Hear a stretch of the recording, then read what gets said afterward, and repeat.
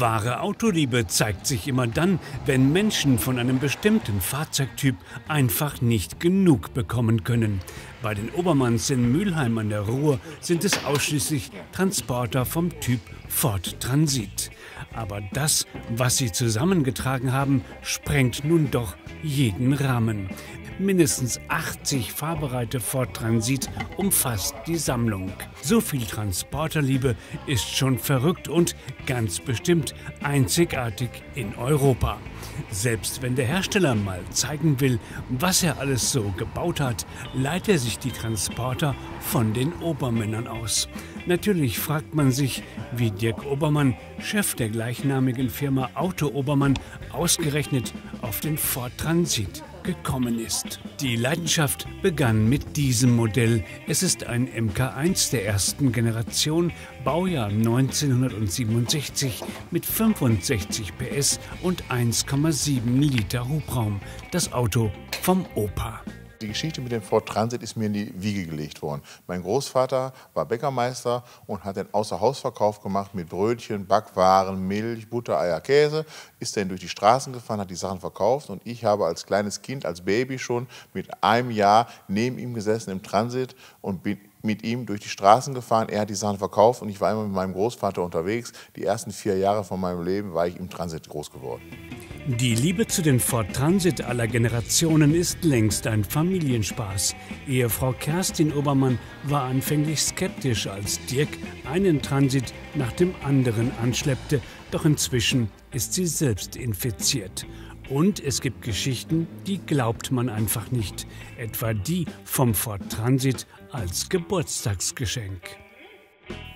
Tja, zum Geburtstag. Ich habe zu meinem 45. Geburtstag einen Transit bekommen. Und zwar genau so, wie ich ihn wollte. Wir nennen ihn Frosch, weil er grasgrün ist. Ich habe eine Lederausstattung bekommen, die ich mir aussuchen durfte, mit grünen Nähte. Dann hat er sogar eine Zentralverriegelung, damit ich nicht immer um den Transit rumlatschen muss, um ihn abzuschließen. Und der stand morgens zu meinem Geburtstag vorm Haus. Und da habe ich mich unheimlich drüber gefreut. Viel Freude machte den Obermanns auch, immer wieder auf Ford Transporter zu stoßen. Sie sammelten sie zu einer Zeit, als die Ford Transit eigentlich niemand so recht mehr haben wollte und sie einfach ausrangiert wurden. Und so kamen die Fahrzeuge von überall her und gelangten dann ins Ruhrgebiet. Dieses Auto zum Beispiel kommt vom Fitzstall-Gletscher aus Südtirol. Wir waren auf dem Dorf ganz oben, da waren 4 Häuser, eine Kneipe, eine Feuerwehrstation, ein Ford Transit, 10 Einwohner und 1 Million Kühe. Da war das Auto her und das Auto hat die ganze Gemeinde da am Leben erhalten. Wenn Feuer war alles nur dieser Transit da. Und die haben nach über 30 Jahren einen neuen bekommen. Und danach habe ich dieses Auto aus erster Hand von dort bekommen. Wir sind dann da mit dem Anhänger und PKW hingefahren, um den laden zu können. Es war sehr lustig, weil wir hatten Kühe auf der Straße und kamen nicht durch. Dann war Dirk ganz mutig und ist ausgestiegen, wurde dann von einer Kuh verfolgt. Das war also eigentlich eine sehr witzige Geschichte, muss ich ganz ehrlich sagen. Natürlich ist längst nicht jeder Ford Transit bei den Obermanns von Anfang an in einem traumhaften Zustand. Doch wozu gibt es den eigenen Werkstattbetrieb und die Schrauberleidenschaft, die längst auch so Nick erfasst hat? Hier restauriert der 23-jährige Kfz-Meister gerade einen Ford Transit MK2 der 2. Generation, Baujahr 1983. Diesen Transporter haben sich die Obermanns aus Spanien geholt und auch aus ihm wird jetzt wieder ein Vorzeigeexemplar. Grundsätzlich eignet sich dieser Transportertyp übrigens ganz besonders für Schraubertalente. Also am Transit schraube ich eigentlich wirklich sehr gerne, kann man nicht anders sagen. Das Schöne ist, man kommt überall gut dran, es ist alles Platz und das ist wirklich das Baukastensystem. Also das Auto hier war vorher mal ein 1600er Benziner, den haben wir ausgebaut und jetzt kommt hier ein 2,5er Diesel rein, ein Direkteinspritzer. Das ist beim Transit alles kein Problem, es passt einfach alles. Es passt vom Transit 3 in Transit 2 der Motor rein, das kann man hin und her tauschen, wie man will. Das ist einfach wirklich Baukastensystem.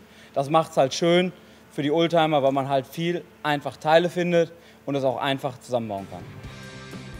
Auf der anderen Seite gilt für jeden Sammler natürlich auch, ja nichts verkommen lassen und damit bloß nichts wegwerfen. Ein Glück ist es, dass auf dem Firmengelände in Mülheim noch Platz für die eine oder andere Schrottkarosse ist. Aber das Wort Schrott hört Dirk Obermann gar nicht gerne. Nein, es ist eindeutig das falsche Wort für jemanden, der diese kultigen Transportertypen doch nur für die Nachwelt erhalten will. Ja, für mich und für andere Leute ist das natürlich Kulturgut. Für den einen oder anderen ist es auch Schrott. Aber wir müssen diese Autos sammeln, um die anderen Fahrzeuge der Nachwelt zu erhalten. Weil bei Ford es kaum Ersatzteile mehr gibt, suchen wir, um ein Fahrzeug zu restaurieren, zwischen 3 und 10 Autos, um dort die Ersatzteile rauszunehmen, um ein Auto wieder fahrbereit zu kriegen. Aber wehe dem, das passende Teil ist gefunden und soll ausgebaut werden.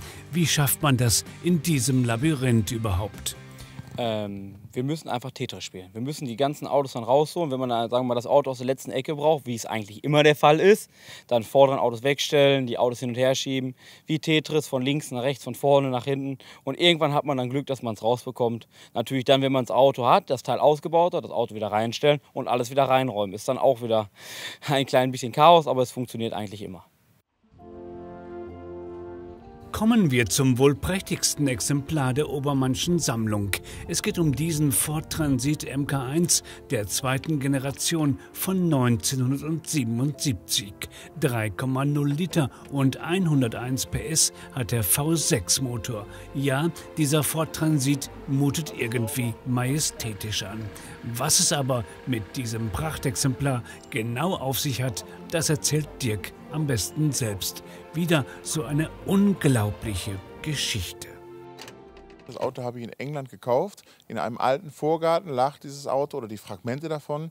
Und der Verkäufer erzählte mir, das Auto kommt aus dem englischen Könighaus und war von Tante Lisbeth der Yachtwagen. Und da ist dieses Fahrzeug benutzt worden, um mit ihren Hunden zur Yacht zu fahren.